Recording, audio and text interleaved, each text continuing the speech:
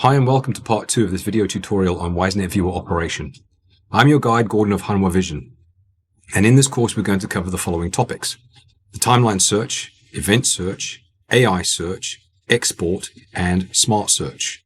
Please see part 1 for other operational topics.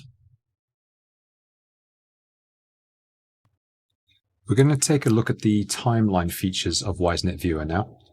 So the timeline is this bar below that shows the recording of any one particular camera. So, for example, this camera here, once I've selected it, will now show me the timeline for that particular camera, and you can see where the events have occurred. They're usually motion detection events. That would be for today. However, if I change it to yesterday, which in this case is a Sunday, you'll see a different image. And there's very little in the way of events during this day at all. There's one event over here. But we'll go back to live on that one for the moment. So I can select the day. I'm going to choose Monday, a very busy Monday. I can choose the time. So for example, we can put in there 1500. And that will place my timeline cursor on 1500. I can use a filter to show the types of events that would occur on the timeline.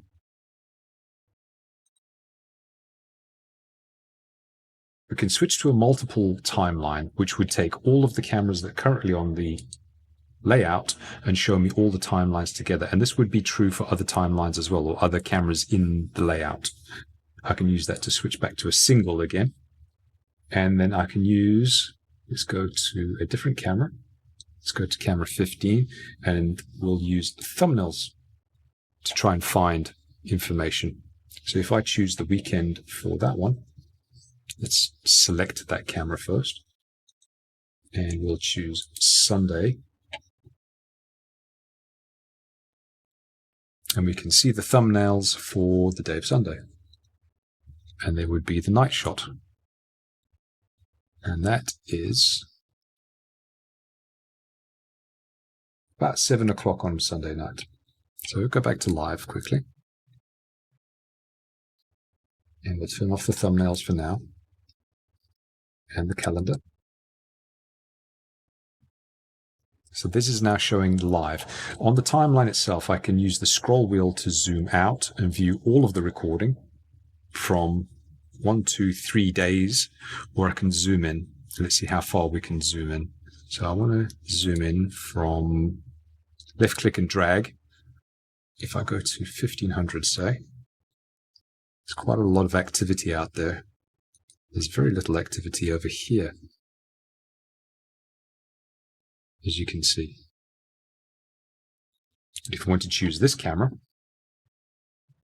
now I have all of these cameras currently synced together. So the time that's showing here is the time that this camera was recording as well. But I can unsync those and view live cameras. And in this case, I can view this event here whilst these are still playing live.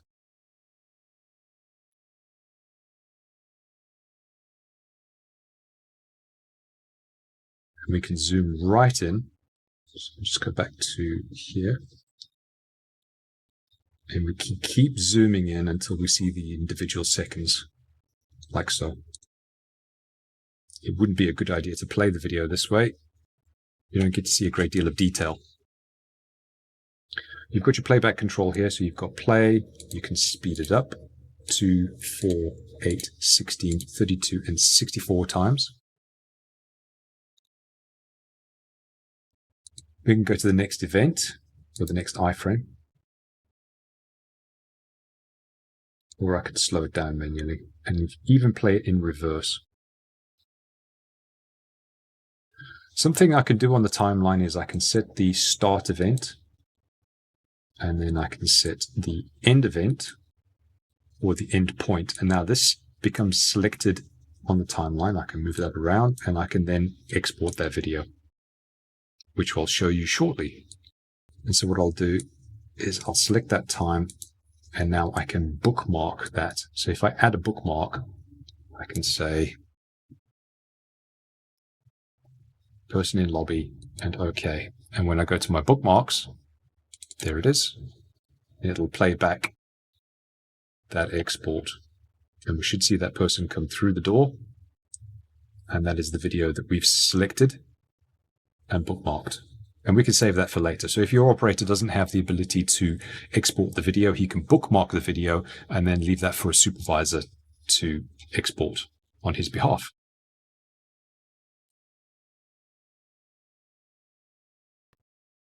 For the event search, we have the event tab over here.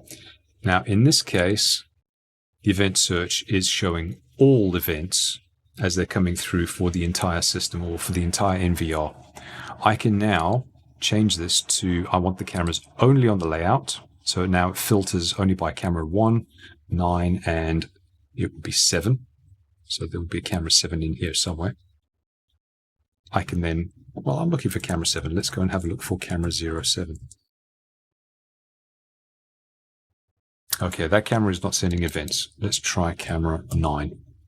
Right, so you can see all the events that happen on camera 9. Just double click and it will play through that event, like so.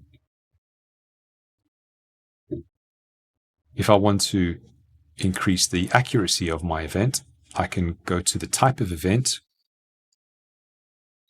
Let's say I'm looking for person detection. I can check person detection. And as I go back to event here, we'll see I get only person detection for camera 9 or camera 1 if I wanted to.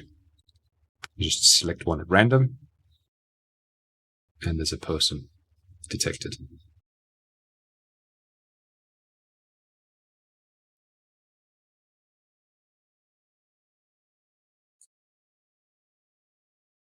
AI search allows you to find things in a hurry. I'm going to open up the all cameras layout. So that'll open up all my cameras in the new layout.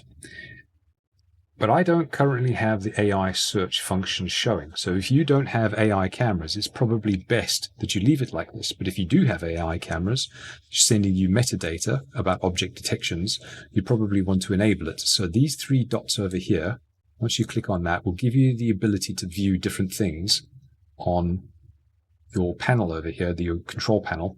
And so I can say I want AI search, and then it will make room for AI search. And now I can click on AI search. And now we can start to find people. And I'm going to look on cameras 1, 9, and I think 7. I don't think 7 is an AI camera, so I'm going to leave that off.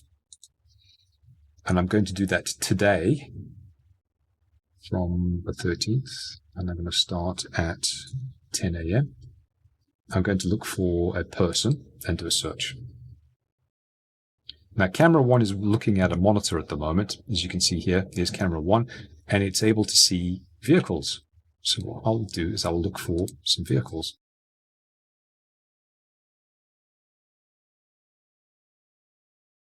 Just to make a change. Now we can double click on that. It'll play the video over here. And I can expand that to see it better. And I can expand this again to see it better again. And you can see there's vehicles in the image. So that's the one I want. And so what I'll do,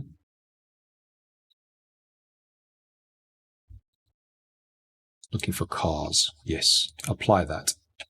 So that will now filter by car. And I can flag this particular video.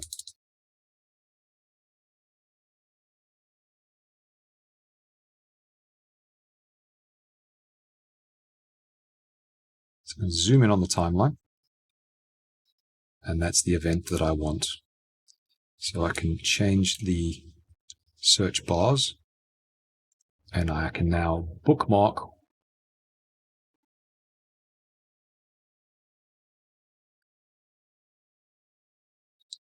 that event, which will now go into my bookmarks.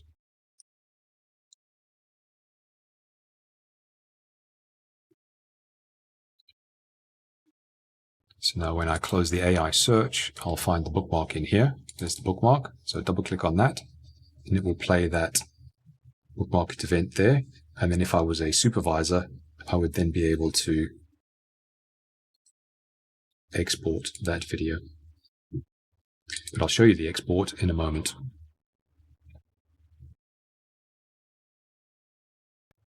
I'm going to attempt to export a small amount of video. Now, to do that, I'm going to choose my cameras. So I'm going to use the internal cameras. I'm going to close all of the remaining cameras. This isn't a necessary step. It just makes the demonstration more comfortable to watch. The auto fit will fit that. Okay, so here we have, and I'm looking for a particular event. I know an event that occurred roughly 3:15. So I will select that time. And here comes somebody with a laptop. And that's the footage I want to export. Okay, so we know that that's where the event occurred. Have a little bit before and a little bit after. So two things I can do. I can add a bookmark. So there's the bookmark. And that will go into my bookmarks over here under laptop. Now I can export the video from there, or without the bookmark. In fact, let me remove that bookmark.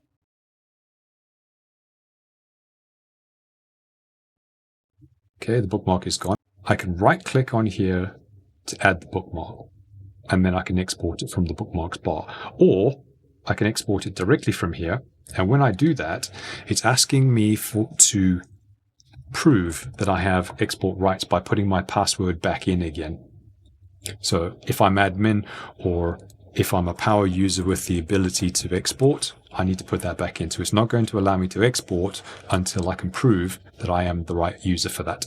Okay, I can do single channels or I can do multiple channels. Now I have 4 channels on the screen, so I could do all 4, but I'm going to do a single channel to start with. We're going to have the high resolution because we want to prove what happened in the scene as best we can. So the high resolution is best for that. I would use low resolution just to save space on whichever medium you're exporting to. File format can be MKV, which is a standard, or Wisenet Viewer Media file, which can have a digital signature and encryption and a password. I'm going to leave it as MKV for now and click OK. And it's exported. Click on the folder button and it'll open up the folder again. And there it is. This is the laptop export. I can use it as an MKV file, which means that anybody that comes across the file will be able to play it, or I can use the Wisenet Media file with a digital signature and encryption and a password. And then I'll put it into my media folder. So I'll export it as that, and it's done. So here is the export itself in question. The Wisenet Media file, which I've exported twice in this case. It's asking me for the password for the file. And that is the export over there. And that is how you export a file from Wisenet Viewer. Wisenet Viewer has a very useful tool called Smart Search, which you will find under the search button. I can do event search, I can do AI search, of course, which we've already looked at, or I can do Smart Search itself. Smart Search opens up a new window, and I will open up on camera 1. I can select a small time frame, and then what I can do is I can create a virtual line. Even if the camera isn't an AI camera, we can still search with this virtual line, or we can use a virtual area. And in this virtual area, I can look for motion detection or not, entering, exiting a person, a vehicle, and other things. And then I click on the search, and now it's giving me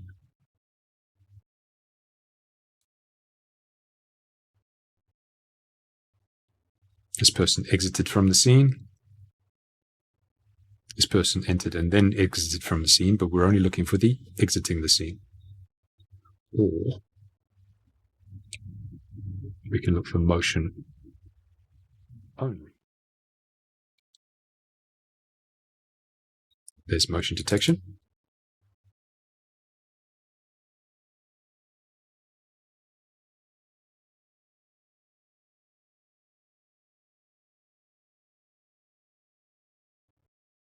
And so you can find things on the camera much quicker using Smart Search. Just set a time,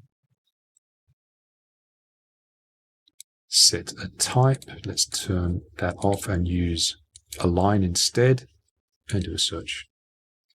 And we've got line crossing here. We've got line crossing here. We've got line crossing here, etc. And that is how you use the Smart Search function in Wisenet Viewer.